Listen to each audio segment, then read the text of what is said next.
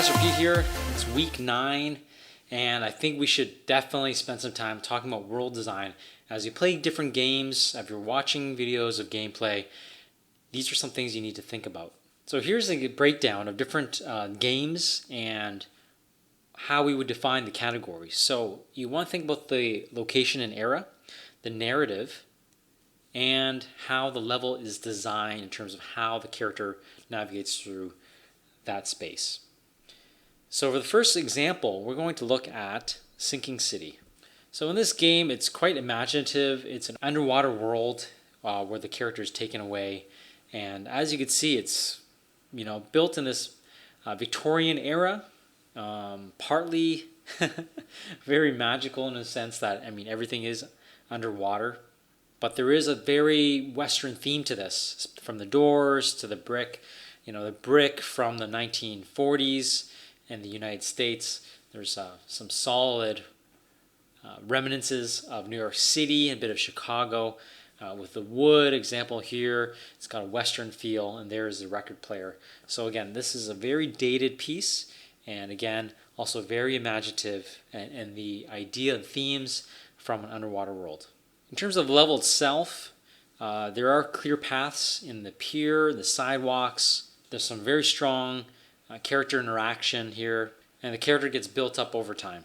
This is The Last Guardian, and the idea in terms of narrative is that the boy is supposed to help this bird go home, so to speak. It's very medieval, almost like it's the Stone Age or the Iron Age, very magical, big city life, as you want to call it. Very vertical in the way this town is built. I think there's definitely some influences to Petra and Jordan.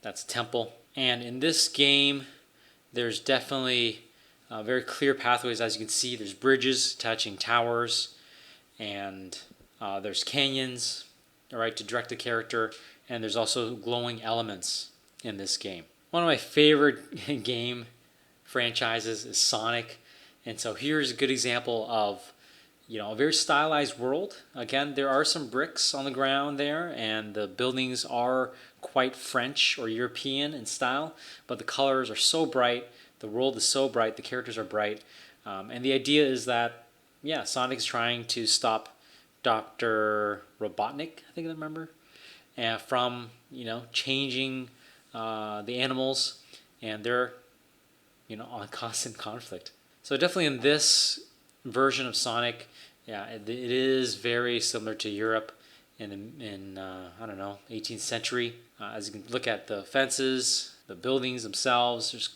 with some of the windows, you would think that they're almost in Spain, and then there's other elements like they're in France, also because of the windows. Here's another unique game in terms of what this character is. It's post-apocalyptic. Looks like it's in, again, USA with all the pine trees and the mountains, maybe in Oregon.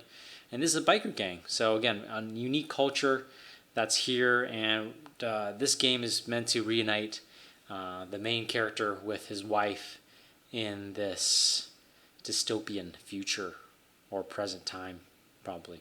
In terms of the path and ways that the character will move around, it's very clear. There's roads, and then there's pathways between buildings from the road. Pretty straightforward in that way.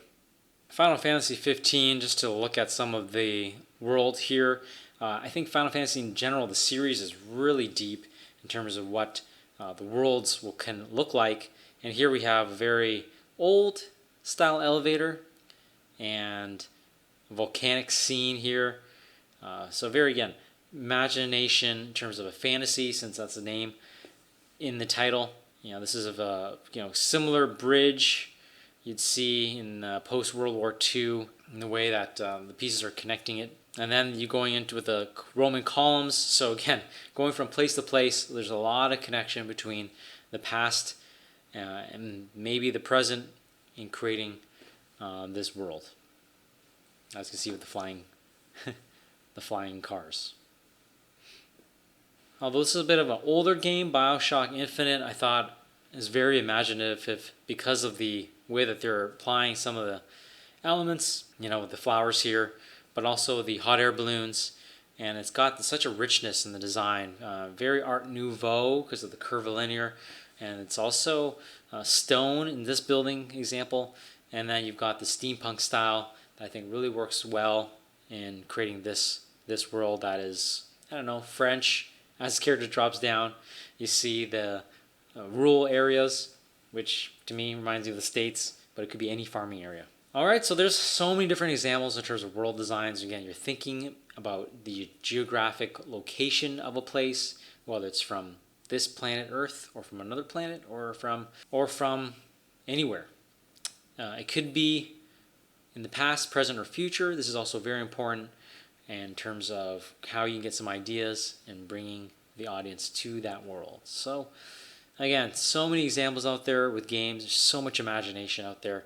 So I'm sure you have plenty of other ideas and references that you play from, as well as other things that you admire. So that's all I got to say in terms of world design. So much to take in developing your worlds, borrowing, mashing up things, making things new in the past, present, or future in different ways. So that's all I got. Press repeat out.